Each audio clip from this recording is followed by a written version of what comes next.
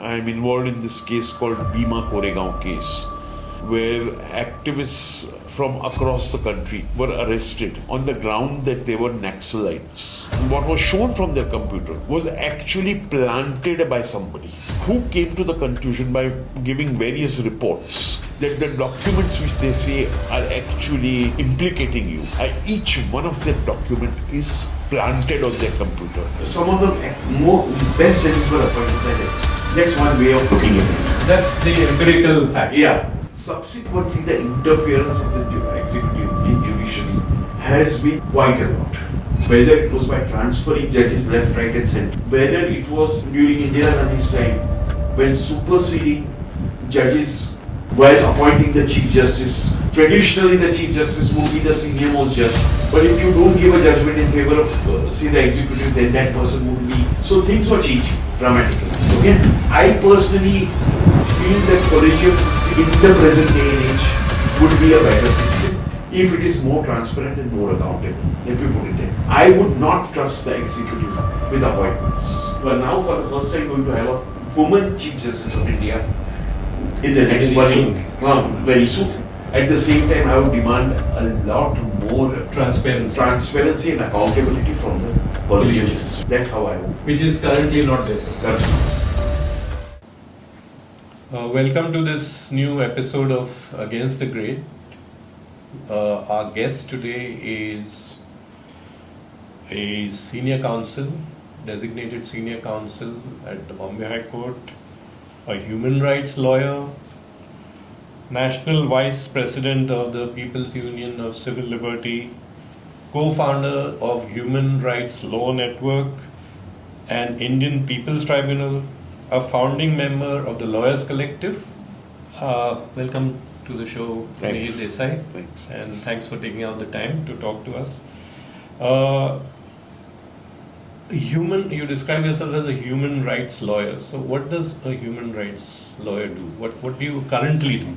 Well, basically, as a human rights lawyer, you are essentially dealing with cases which deal with varied kind of things, because human rights to begin with was a very restricted kind of thing. It essentially started in the 40s. The whole discourse started much more in the 40s after the Second World War, etc. And at that time it was basically two kinds of rights which were considered. One was rights of personal liberty and right to life. Okay? And the other was freedom of speech and expression, civil and political rights. Basically, that was it. Over a period, it encompasses a lot of other things, such as right to environment, right of disabled people, right of women, right of children, right to education, right to food. Okay, so it not only encompasses that, it also encompasses the other traditional human rights, which is rights against police atrocities, right of dissent, right of under trial prisoners. So when I say that,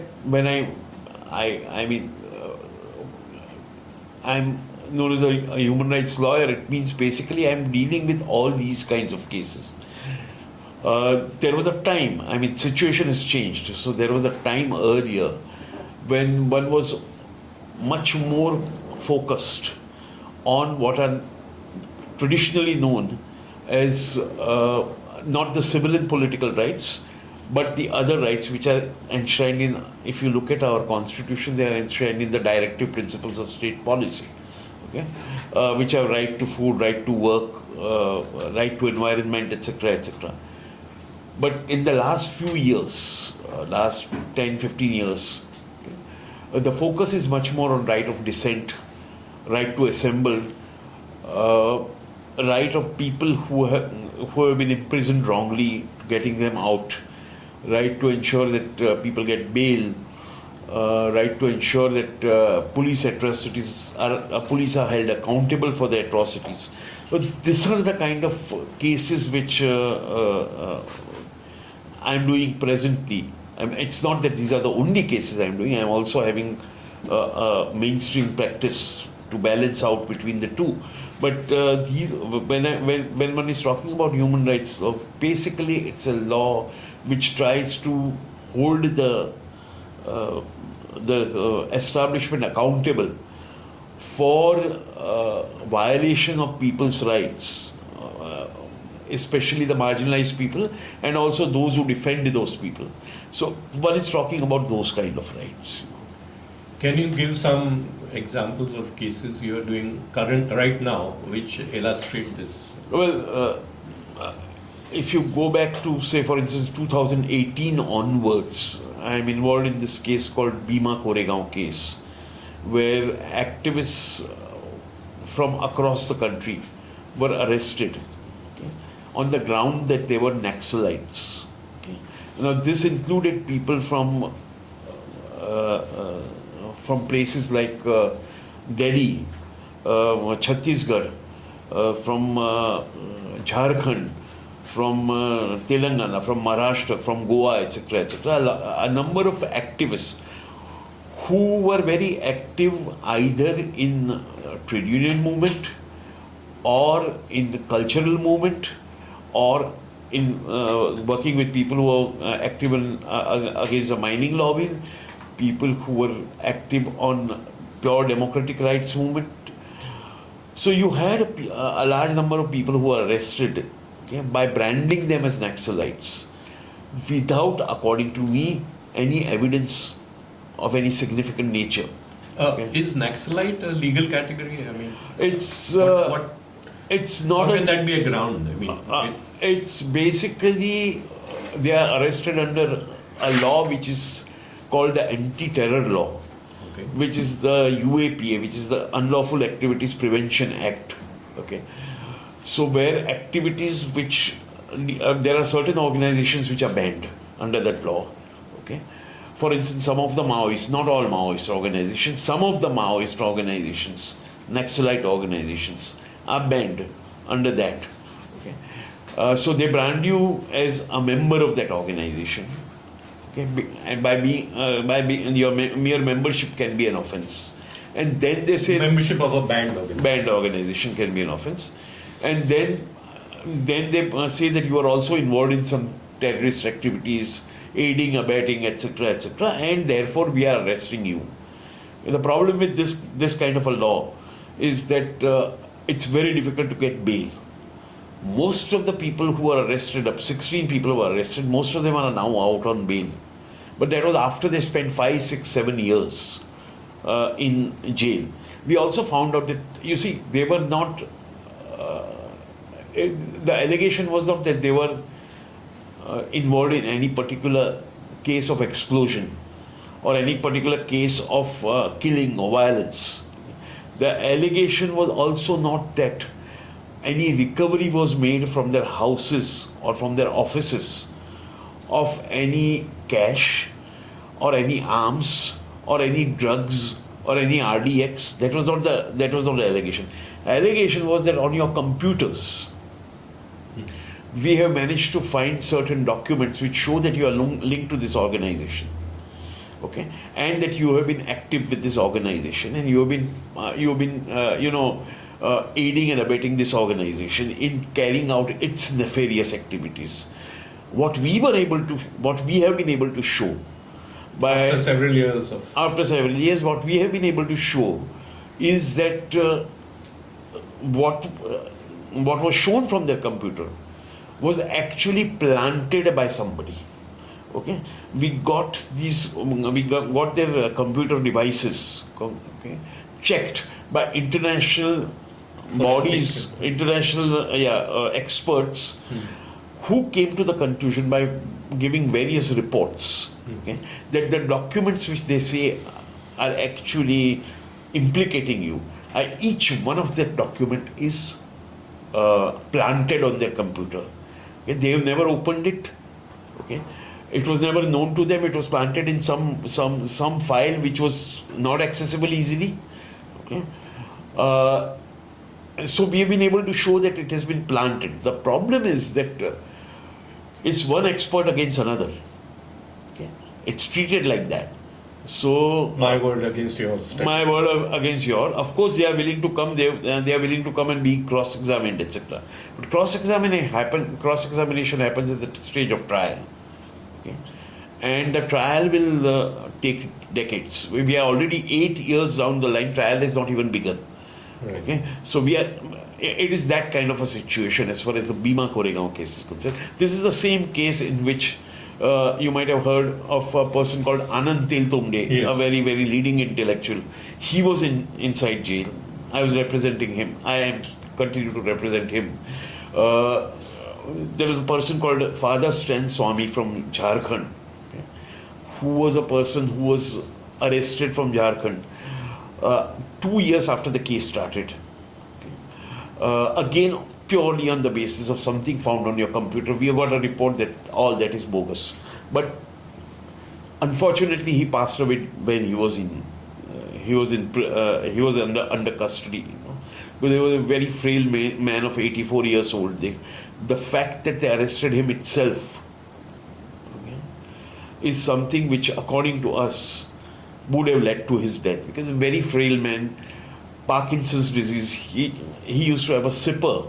Without a sipper, he couldn't even drink tea or water, you know, even before he was taken to jail. He was denied that sipper. We had to approach the court to just get a sipper for him. He was denied proper medical facilities. They could not detect that he had COVID. We had to then finally manage to get him to a private hospital, by which time it was possibly too late.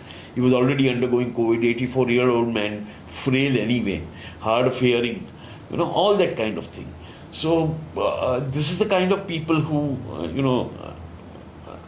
I mean, when you're talking about what kind of cases you're dealing, this is one example of a case I'm dealing presently. You know.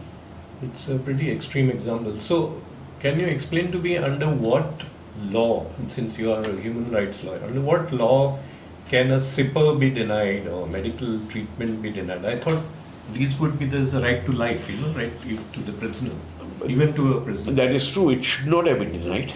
It should So not on have. what grounds was it? What was the legal justification? In legal justification, they said that we couldn't find his sipper to begin with. The prosecution said, okay, that we didn't find his sipper. So there is a mark of protest. About thousands of people sent sippers to the jail. Right. Okay, it's mark of protest. Right. Then the matter was taken to court that, look, I mean, you can't find his sipper. Doesn't mean he should not be given another sipper. Sipper is not something very personal to, I mean, you can get sippers anywhere, you know. Right. So basically what happened was, according to me, and it's not just for these people, but for a lot of people, okay, the prison conditions generally are pretty bad. Okay, even if you are fully healthy, go to prison for years together, you will come out unhealthy. Okay, because while you have a prison hospital, okay, for instance, in this case, okay, they were initially in Yerwada jail in Maharashtra, and then they were in Taloja jail, what is known as Taloja jail, okay, again in Maharashtra. We found out that the doctors who were there were Ayurvedic doctors. Okay, I mean, there is a hospital. Okay, I have nothing against Ayurveda, but you need a certain kind of allopathic treatment also. You can't do blood tests inside the jail. Okay, you have no facilities.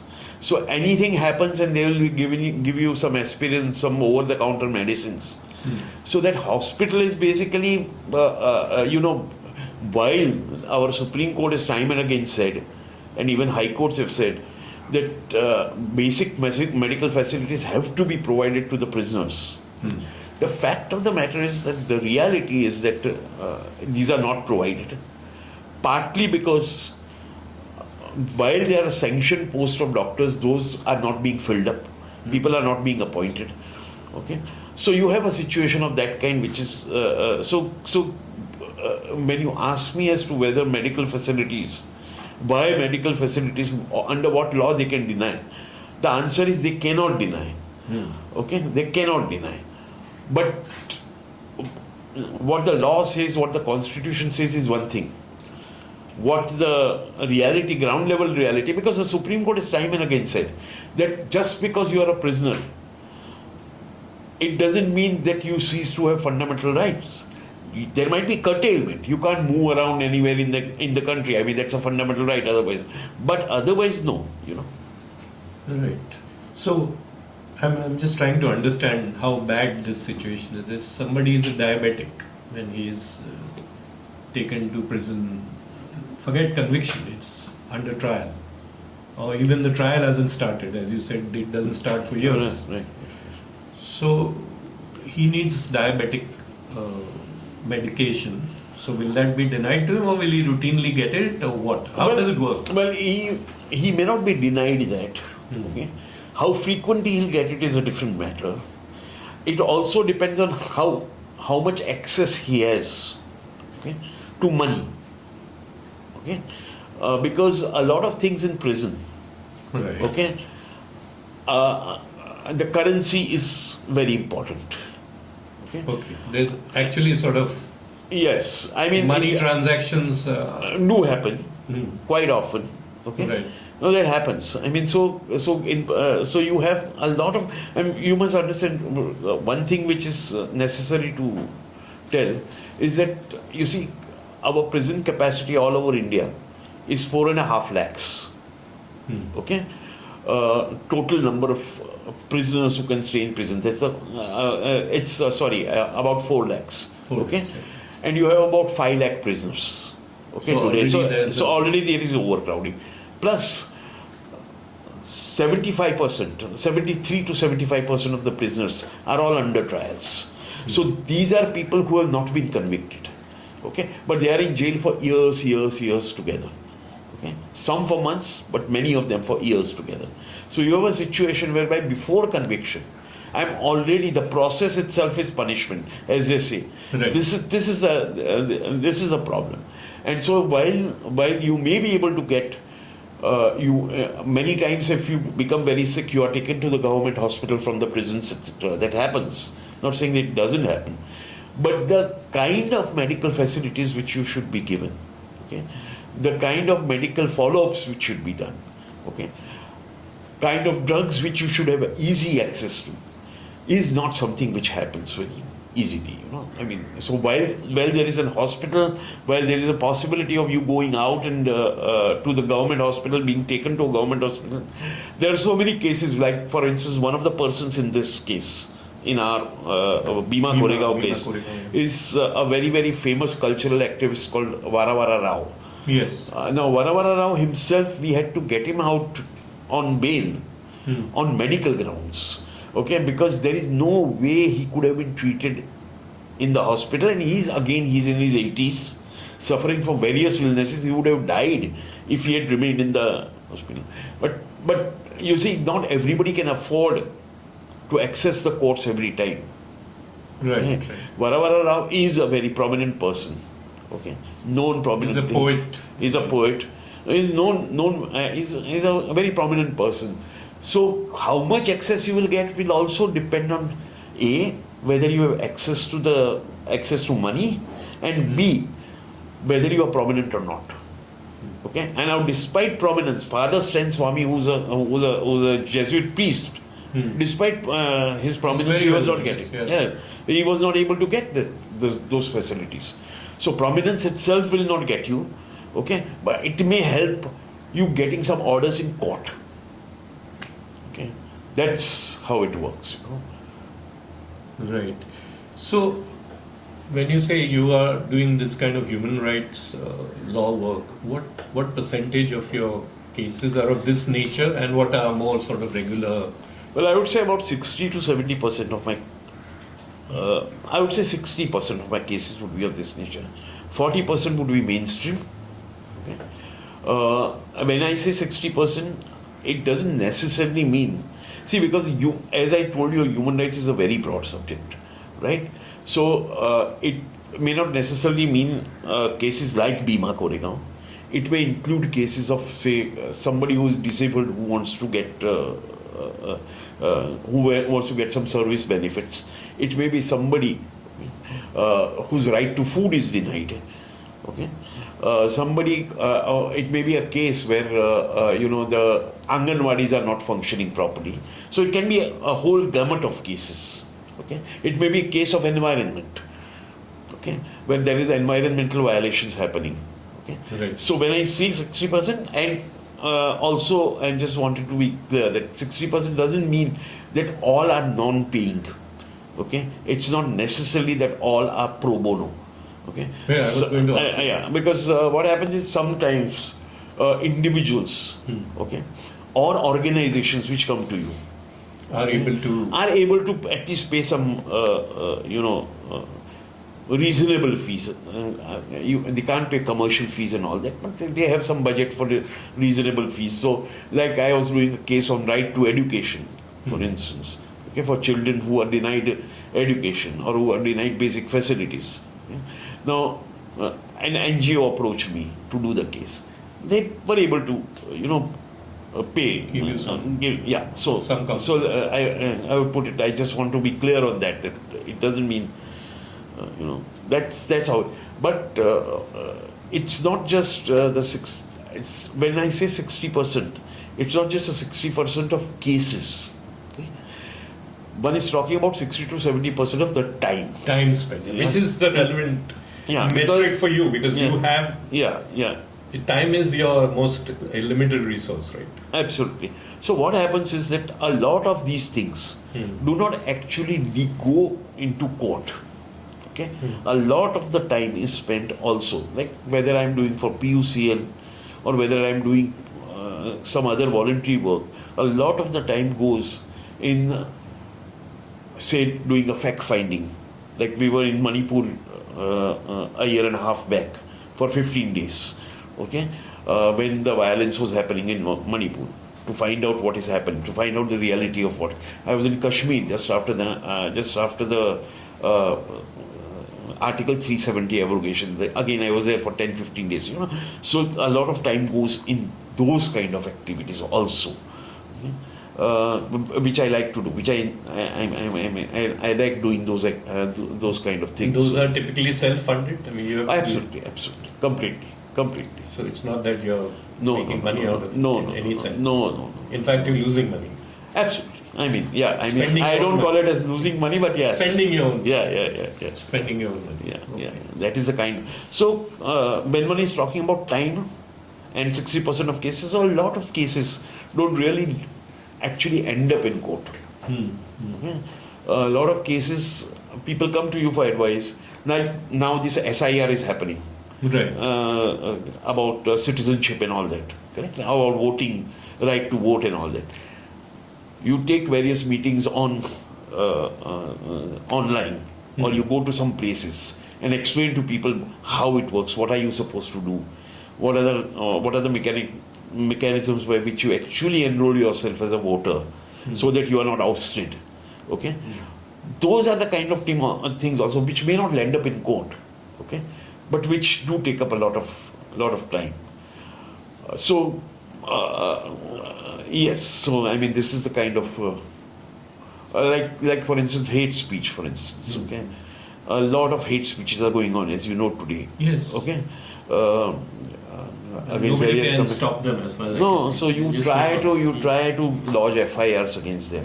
And nothing happens. Well, sometimes it happens. Sometimes we intervened in the Supreme Court, and Supreme Court directed the FIRs be lodged and all that. But then after FIR, there is a further stage of investigation. Then there is sanction required of the government to prosecute. So many times you don't. Many times you are just helping out people in drafting the FIRs to file them. It's not gone to court as yet. You know that. So a lot of work, a lot of these kind of things also take up time. That's what I was just telling you about the time spent. Right. One of your earlier cases back in the 80s, since we are talking of your human rights work, was about a Malaysian citizen who sort of was getting deported from some Western country. Yes. Back to Malaysia, and he travelled via Bombay, and you sort of managed to. Yeah, well, it was a case. It was an exciting story. Many times what had happened was this person. He was originally from Malaysia, but he was a political dissident. And he had managed to go to Belgium. Belgium. Belgium. So from Belgium, he was being extradited back to Malaysia, and it was certain that if he reached Malaysia, he would be killed. Okay. Now he had to take a transit flight from Bombay. I mean, he was being accompanied by the police. Okay, but he had to take a. I mean, he had to change Malaysian police. Malaysian police. So he had to change. Shift at Bombay into another aircraft. Okay. So when he was parked in Bombay, when he was in Bombay airport, he got out through the bathroom window, okay, and hung on to a pipe for a long time. First, those people didn't know where he had gone. Finally, they found out he was hanging from a pipe, by which time the flight, the connecting flight had gone. Okay, and the next connecting flight was after 2 days. Okay, so they had no choice but to keep him here for 2 days. In the meanwhile,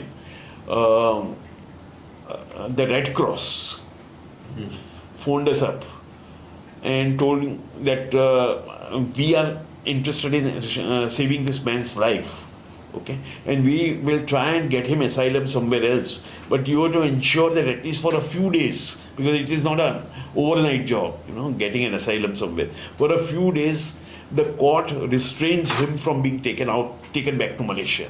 So then he went to court.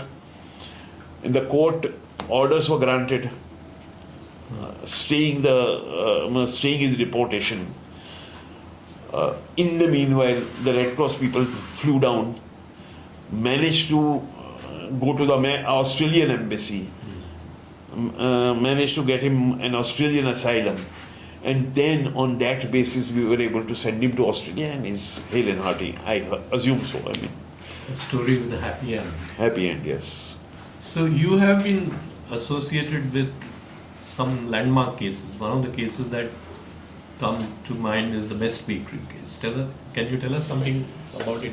Well, see, in 2002, as we know, there were, after the burning of the Godhra train at Godhra, there were major riots which took place. I would say major carnage which took place in Gujarat. In Ahmedabad, Baroda. Yeah. No, this is about Baroda. This is about Baroda. Okay. So this happened in. So what had happened was that there was a bakery called Best Bakery in Baroda, okay? And many people were killed. It was burnt, and many people were killed. Okay, in that bakery, many Muslims were killed. One of the persons who survived was the daughter of the house called Zahira Sheikh. Okay. Anyway, sham of a trial took place. Everybody turned hostile because there were people who were survivors here, and what had happened here was that now many times what happens is people who attack are from distant places whom you don't know. Okay, you can't identify. You don't know who are these people who came. Here neighbors had attacked also. They had also taken part. So they knew who had attacked. Okay, so survivors were there. They could identify who the persons were who had attacked. But in the court, these witnesses were threatened. Okay? And so they turned hostile, including Zahira Sheikh. Various people turned hostile. And therefore, at the end of the trial, it was a sham trial. At the end of the trial, everybody was acquitted in Baroda. Okay? At that time, Zahira approached us.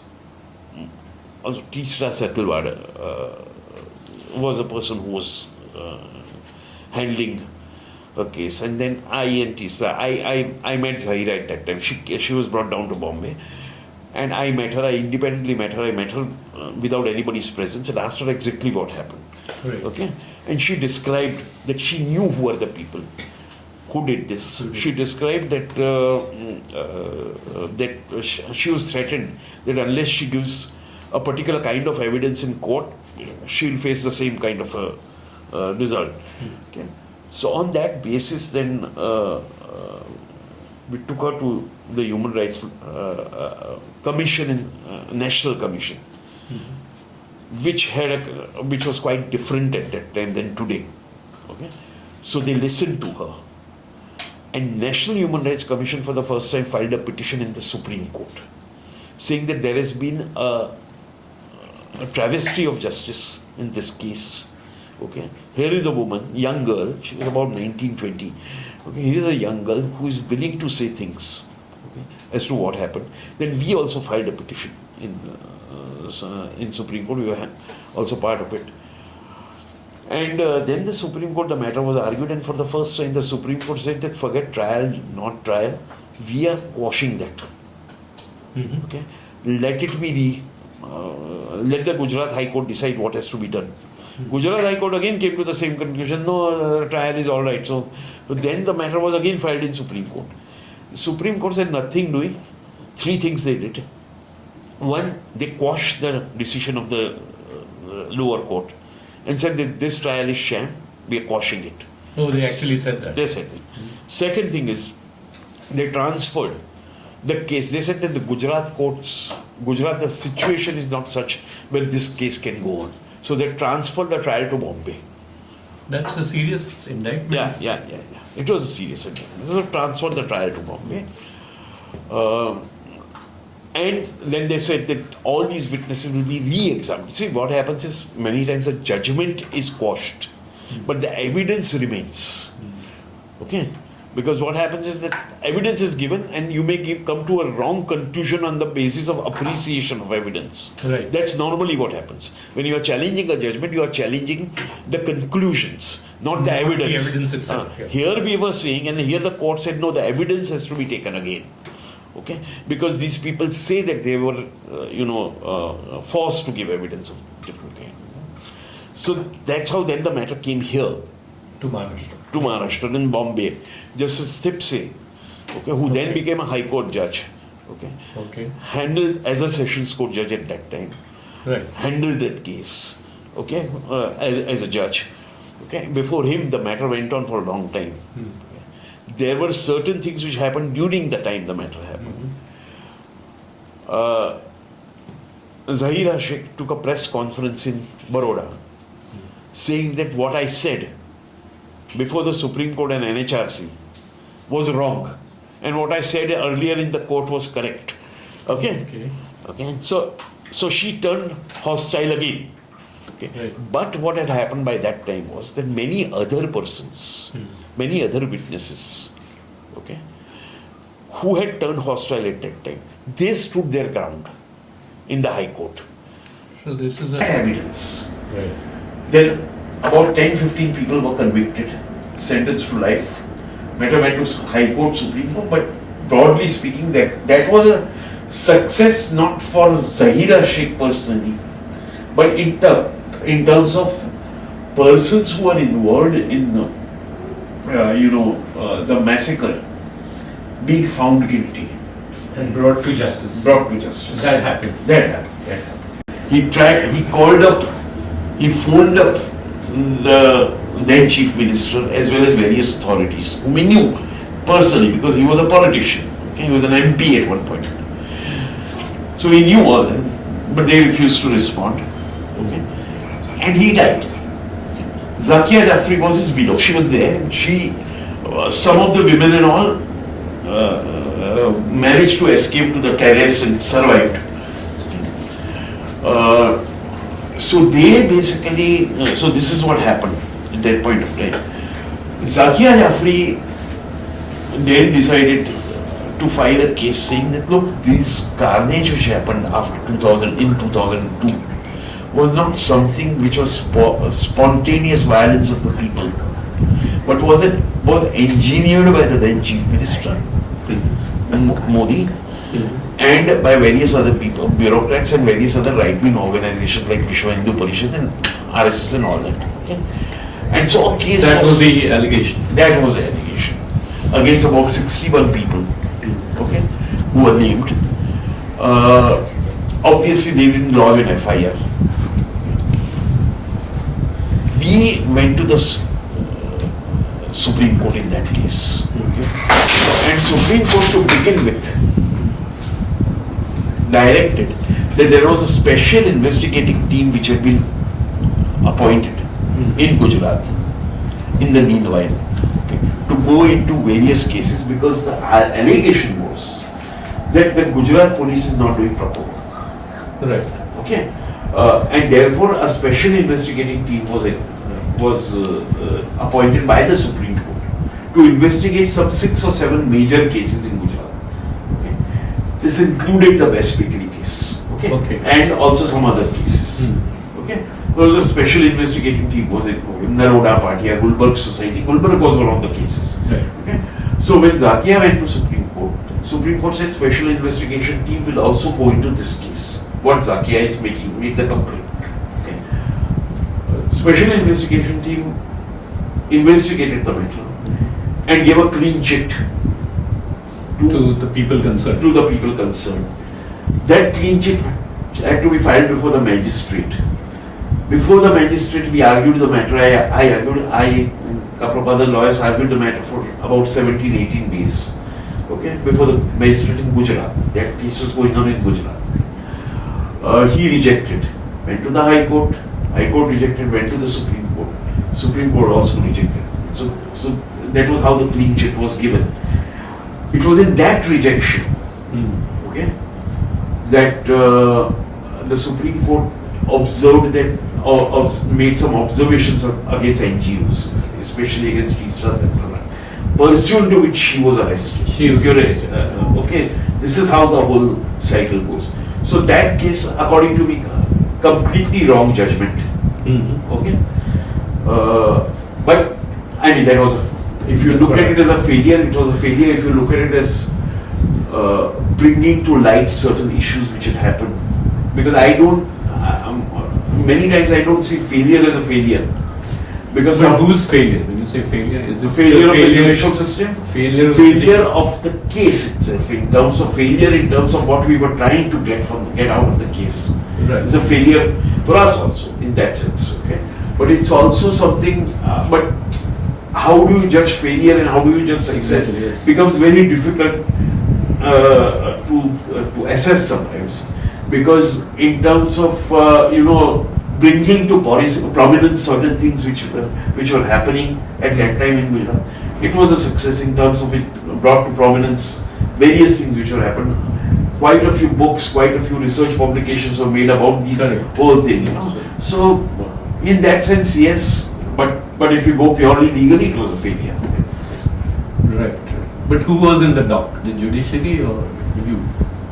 No, in terms of the failure. In terms of the failures, I would definitely say the judiciary was in the dock. I mean, I personally feel there was a clear case where the judiciary should have stepped in, did not step in. Okay. Right. Fair enough. So you mentioned Teesta Setalvad 2-3 times in this conversation. I believe you were instrumental in saving her from arrest on quite a few occasions. See, she has been an activist who I know since even before Gujarat riots and started. So there were cases, for instance, filed against her from time to time, various cases. So not just me, there were other lawyers also involved, but there was a couple of cases where I was involved.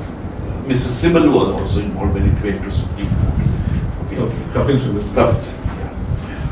Chandar Uday Singh, Aparna Bhatt, there are various lawyers, Sohel Tirun Singh. I'm just naming them because they also played a very prominent role in this whole thing. Right. But of course, being in Bombay, and she stays in Bombay and I practice in Bombay, so a lot of those cases were filtered through me. Okay? There are a couple of occasions when she was here. One was an occasion when when there was an anticipatory bail, a temporary anticipatory bail granted to her. Right. And then the matter was going on before the Sessions Court. Okay. And the Sessions Court rejected finally the temporary anticipatory bail. And before that, the Sessions Court had said that I want her to be present in court. Many times people don't remain present in court. So she was present in court. CBI officers were present in court. At 2 o'clock. Right. Okay.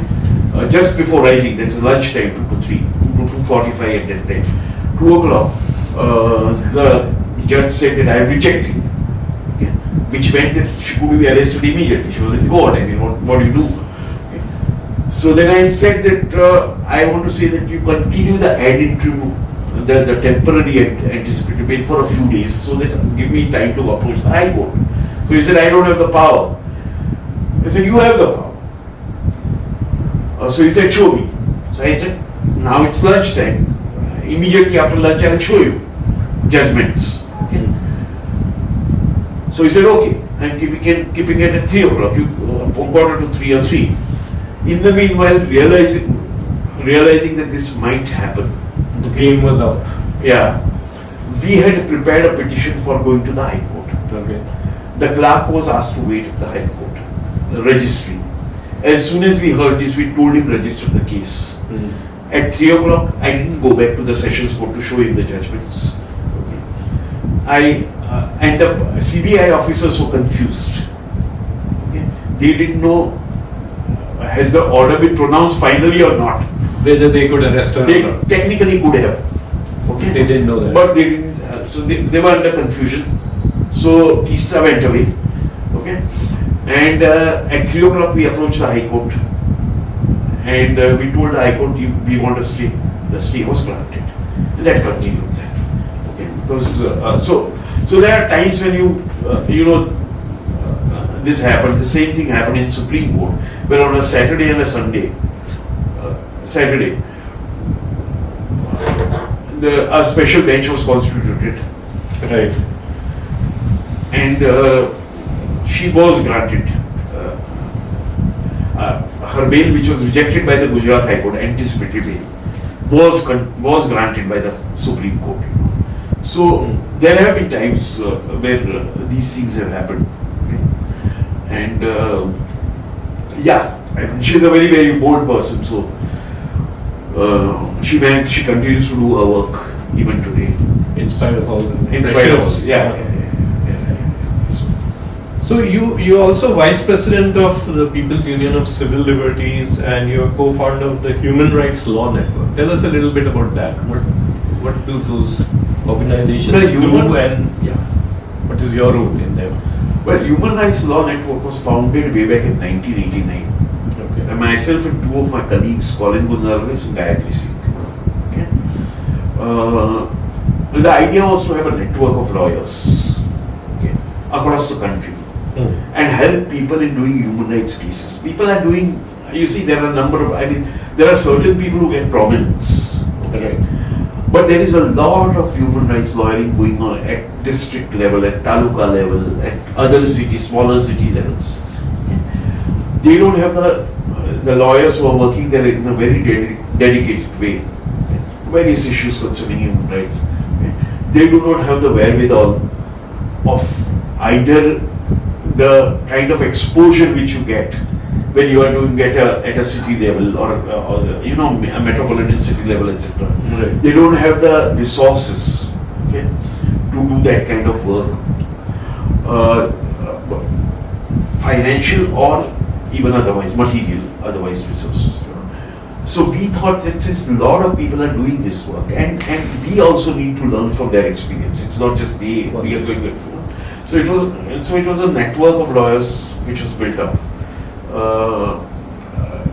which basically does help people in doing human rights work in their own areas, and also helps do human rights work not just in terms of litigation, but in terms of taking rights to the people, in the sense holding meetings, holding workshops, having training programs around law and human rights.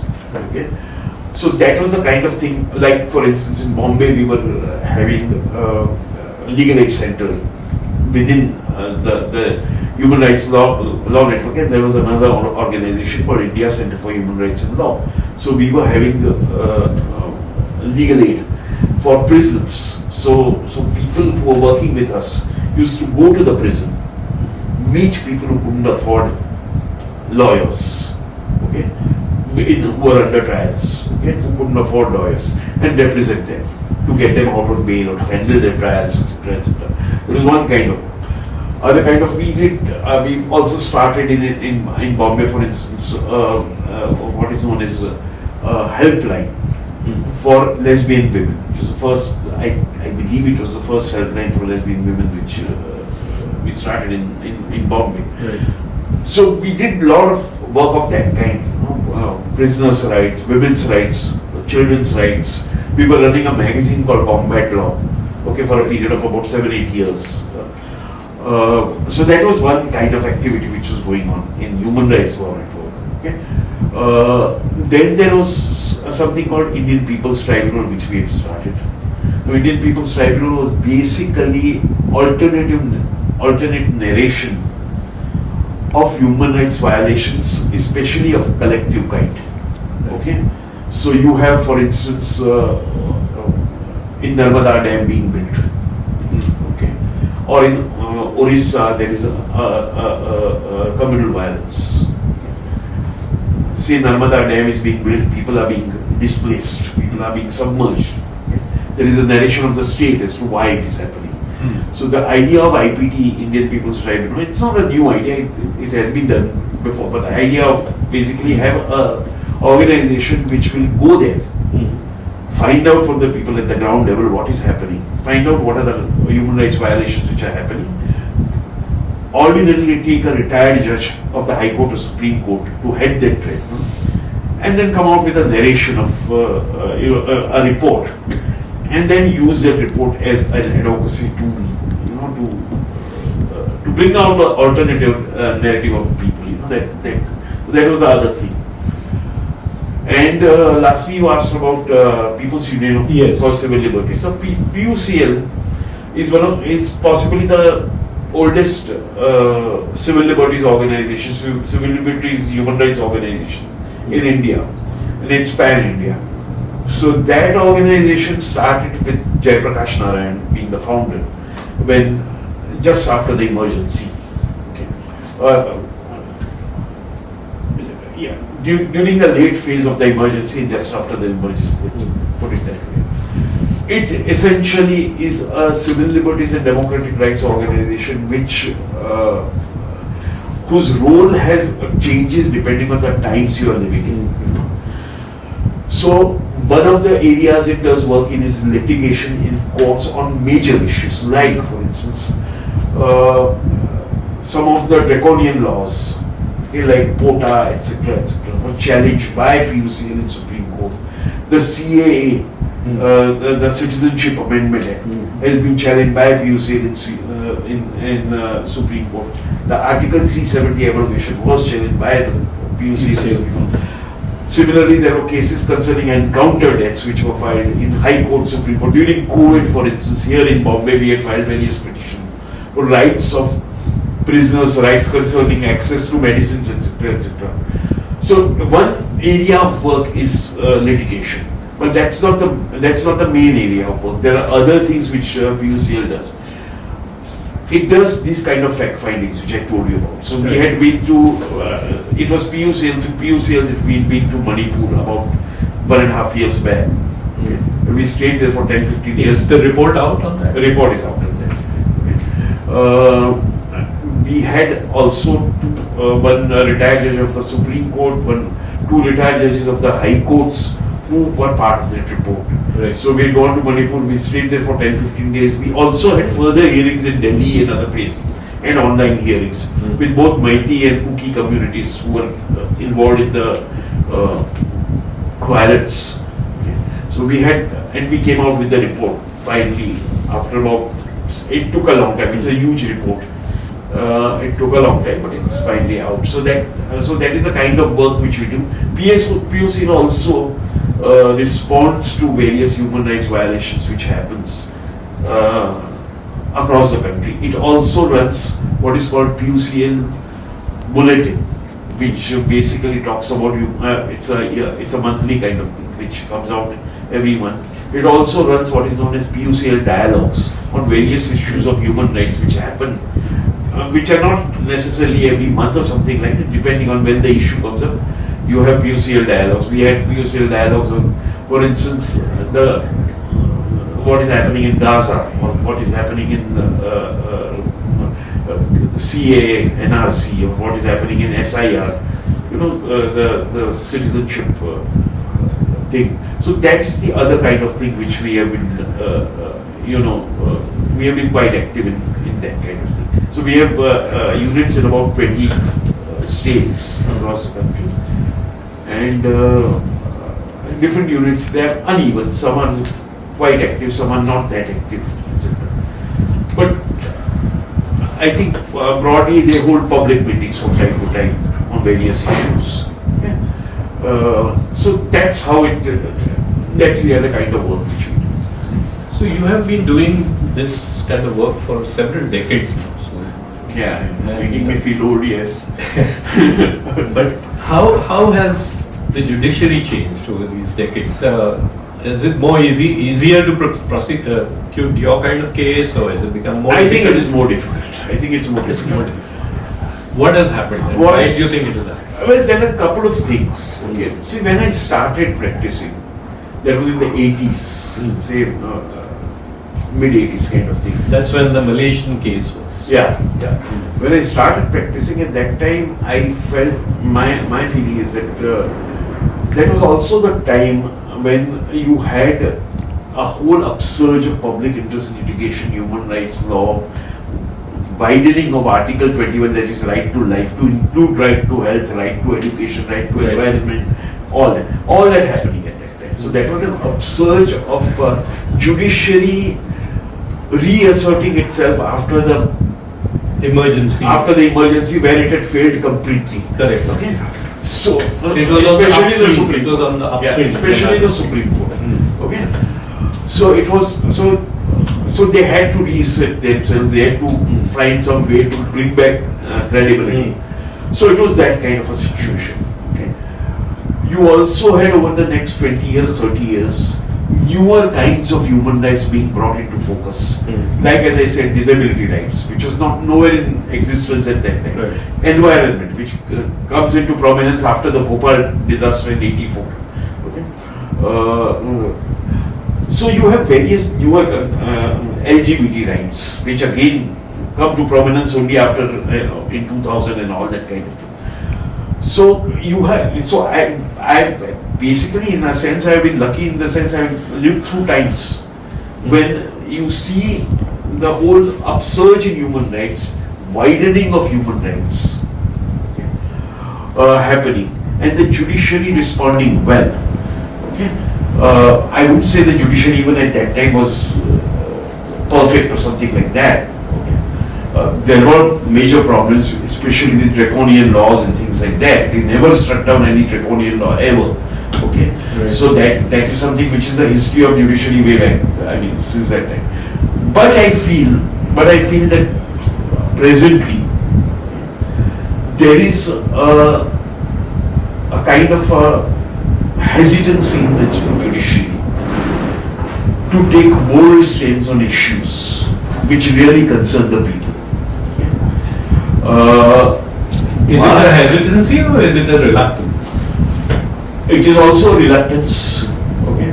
And I am talking broadly about the judiciary. There are some excellent judges. Yeah, there are some excellent judges there. So I am talking broadly.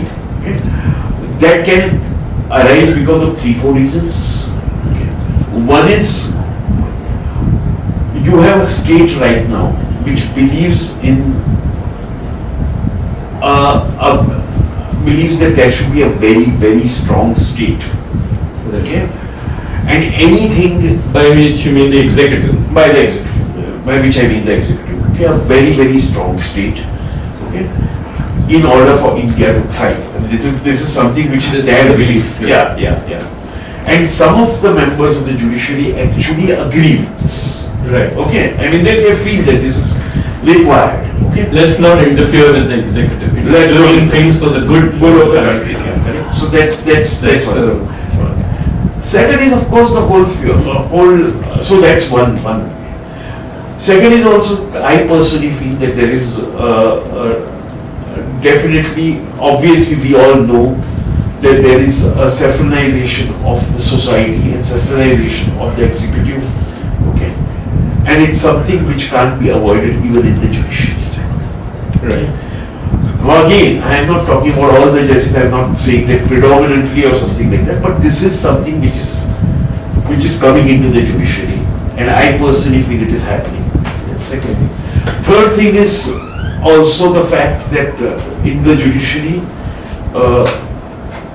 there will be judges who are looking for better options. And look at it this way. Post-retirement options. It's not just post-retirement, even during the service. Okay, in the sense that there are good judges, okay, who have been bold enough, okay, to give judgments against the executive, okay, who have been deliberately denied. You take the example of Justice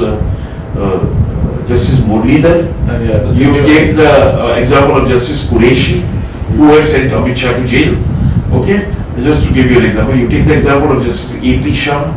Okay, you have various examples. Okay, who are known to be purely constitutional, but not necessarily bowing down to the judicial or to the executive. Okay, they have been denied chances of going up. Okay, they were rightfully, they should have been in Supreme Court, but they were not taken in Supreme Court. Okay? And so the power of the executive, though you have this collegium system for appointing judges, the power which it exercises over the collegium is still quite strong. And therefore people who, obviously, I mean, when you join the High Court, you have the wish of reaching the Supreme Court. Okay, I mean, but it's one of the things. Usually the ambition. Usually the ambition, nothing wrong with that. Okay? But if you feel that if I go against the executive, I might be denied, then some judges,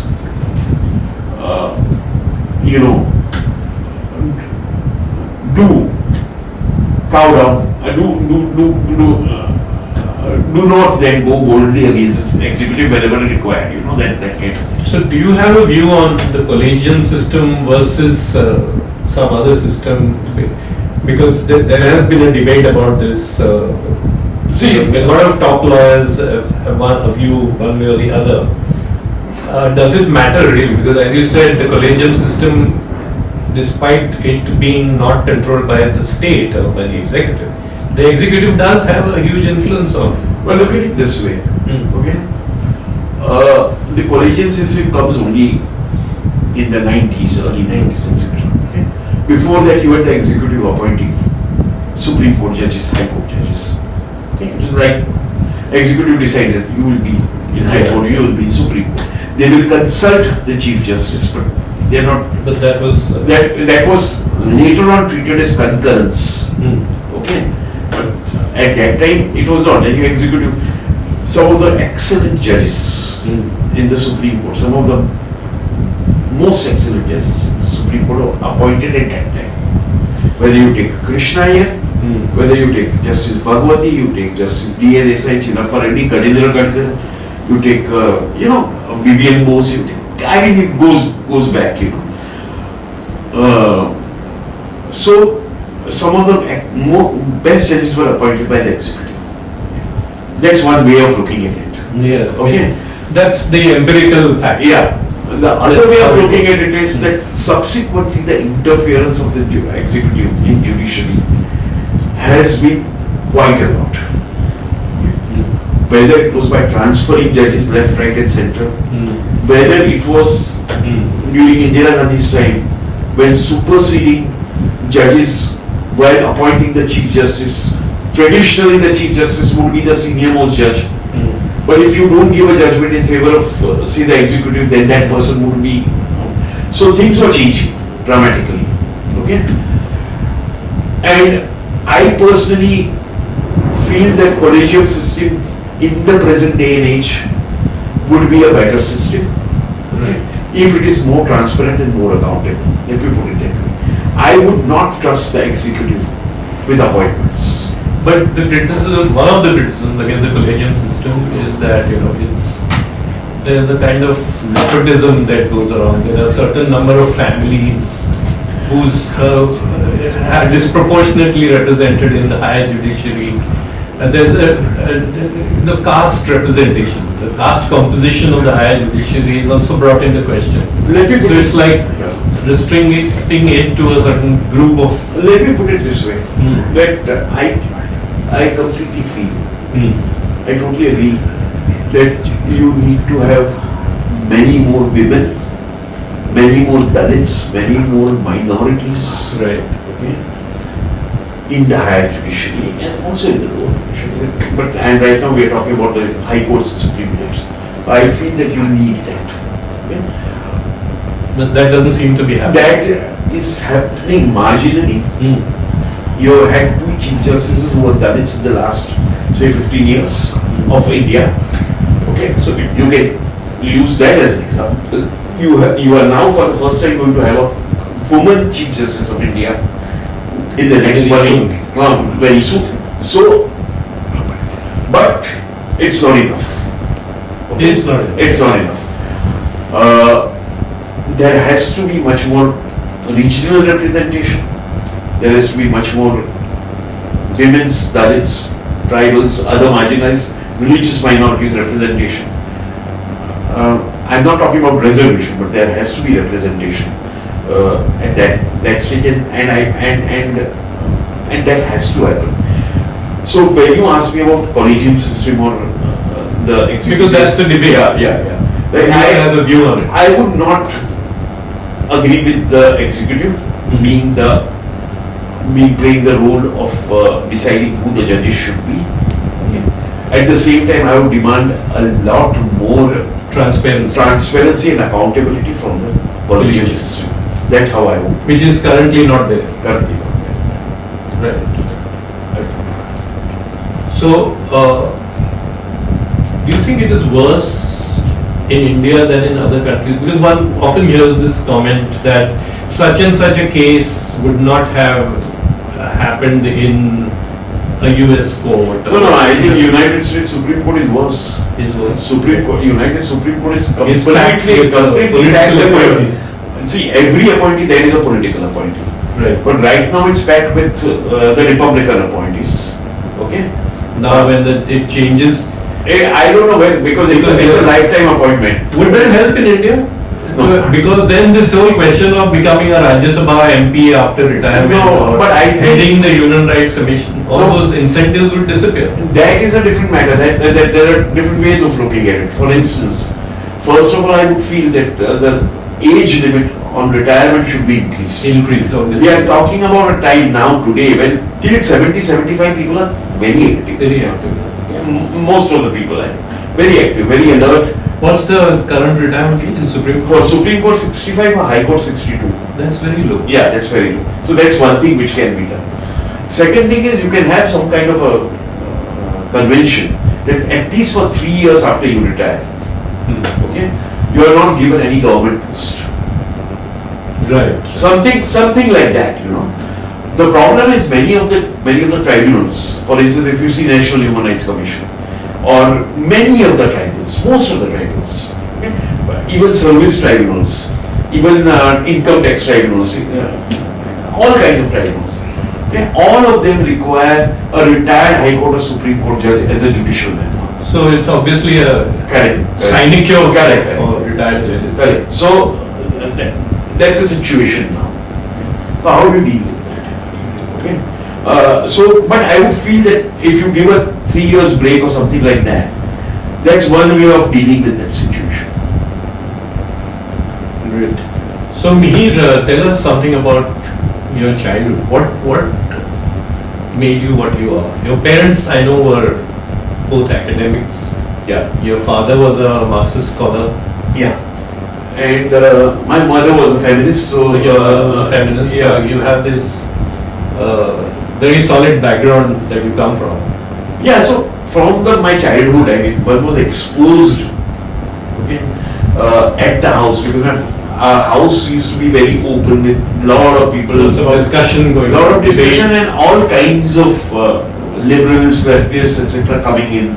Right. And discussing, debating, etc., etc. Both in terms of the classical, whether it were trade unionists or party members of some CPI, CPM, etc., even some ex-Maoists, etc., okay, coming in, discussing, plus academicians of various U. Okay. Also lots of feminists coming in. So since you mentioned feminists, how is the situation for women in the legal profession? One thing you mentioned was we don't have enough judges. But how is it for women lawyers? See, I personally feel that it's very difficult. It's much easier for a man to be a successful lawyer than a woman to be a successful lawyer. Which is unfortunate. Yes. In corporate firms, things appear to be changing. Right. Okay, you have a lot of Corporate lawyers or women? Yeah. A lot of in corporate firms, you have a lot of women there. It's still not enough possibly, but I mean, things are changing. But when it comes to litigation, when it comes to court, People prefer men. the swashbuckling male lawyer who will make you win. Old boys club kind of thing, you know. जिताएगा तुमको. Kind of thing. शेर की तरह लड़ेगा. Shade ki tarah. So you know that kind of so situation in litigation is. There are successful litigators. I started my practice with a successful litigator, Indira Jaising. Okay, she's there are always exceptions. Yeah, there are always exceptions. There's Rinda Grover, for example. Yeah. So there are exceptions. Okay, but I have seen in my life a lot of very, very brilliant young women lawyers who may not be as young now as when or they're still young. I mean, many of them. Very good, as hardworking as any, as you would expect. Yeah, okay, as intelligent, as articulate as any man had to give up litigation. That's a sad That's commentary. I had to give up litigation and go. And I know so many of them. So that's it's a very sad commentary. But that's how it is. That's You know, how it is. it's bad. It should change. Hopefully, it will change. Okay. But the reality of today is this. Right. So, in conclusion, Mihir, we have a tradition on this show that we end with a poetic message that conveys either your worldview or some message of hope or something like that. Well, let me. Can I say It something can mean in any Gujarati? language. It can mean any language. There was a poet in Gujarati called Veni Bhai Purohit. Of course, well known. Well known. So he has written, it's just 2 lines, that નથી ઈચ્છા મને કિનારો બનીને પડી રહેવાની. નાનું તોય ઝરણું બનીને વહેતી રહેવાની ઈચ્છા છે. વહેતું રહેવાની ઈચ્છા છે. That's what I'm saying. Wow. Thank you for this Thanks a lot. stimulating conversation. Thanks a lot. Mihir. Thanks a lot. So, that was a very stimulating conversation with senior advocate Mihir Desai. Please let us know in the comments what you thought about it, and please let us have suggestions for future conversations that we could have. We welcome suggestions. And if you like this, please click the like button, subscribe, and share this with people who might be interested.